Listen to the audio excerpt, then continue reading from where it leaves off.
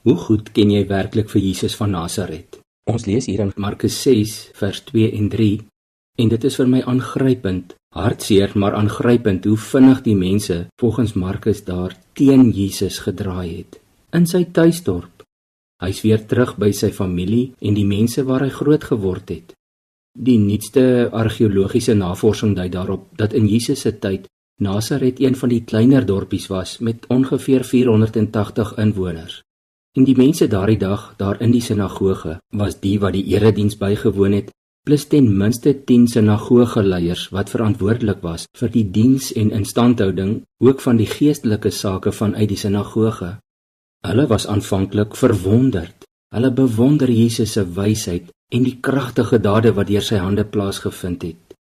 Die nuus versprei vinnig en Kapernaum, waar Jesus nou al baie opgetree het en bedien het, mense geleer het en wonderwerke gedoen het, was omtrent 32 km van Nasaret af. En Kana was maar omtrent 14 km van Nasaret af. Maar die mense se verwondering gaan dadelik oor in vraagtekens. Hulle sê, ons ken sy familie, sy ma en sy broers en susters woon nog almal hier. Dit het my laat dink aan Nathanael, wat self 'n inwoner van Kana was. Daar in Johannes 1, toe Filippus hom kom vertel het dat hy die Messias ontmoet het, vra Nathanael, kan daar uit Nasaret iets goeds kom? Die Jode het oor die algemeen op Nasaret neergesien, veral ook omdat daar 'n Romeinse garnisoen gestasioneer was. En dan vra die mense daar in die sinagoge ook oor Jesus, is hy dan nie die skrynwerker nie? Matteus sê, hulle het gevra, is hy dan nie die seun van Josef die skrynwerker nie?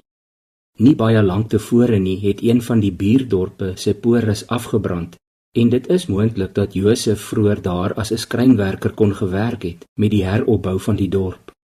Skrynwerkers of timmermanne was meer soos bouers, veelsidige ambagsmanne wat baie vaardig was in beide werk met hout en klip en sommige ook met metaal. Maar in Israel, veral onder die Jode, was skrynwerkers en ander vakmanne soos byvoorbeeld ook pottebakkers glad nie hoog geag nie. Hulle was as noodsaaklik beskou as gevolg van hulle vaardighede, maar daar was sommer aanvaar dat hulle geen bydrae kon lewer tot enige intellektuele, filosofiese of geestelike gesprekke nie. Dit was die algemene opvatting ook van skrynwerkers. En die Fariseërs veral was ook deeglik bewus daarvan dat Jesus geen formele opleiding as 'n rabbi gehad het nie. Die verwondering verander in vraagtekens en dit lei vinnig tot verwerping.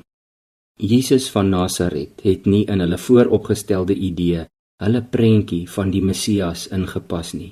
En dadelik verander Israel se voorbidders in Jesus se grootste vyande. Het jy ook dalk 'n bepaalde prentjie in jou kop van hoe jy dink Jesus moet wees? Ons moenie Jesus maak soos ons hom graag wil hê nie. Ons moet hom ken en aanbid vir wie hy is. Kom ons bid saam. Here Jesus, ons is baie lief vir U, ek is baie lief vir U. Maak ons nog liewer vir U woord, vir die evangelies, dat ons U nog beter kan leer ken, wie U werklik was en is. Ek wil U graag ken en volg, Jesus van Nasaret, en nie my idee van wie U is nie. Vervul my opnuut met U gees en met U wysheid, met U vrede en met U vreugde. Amen.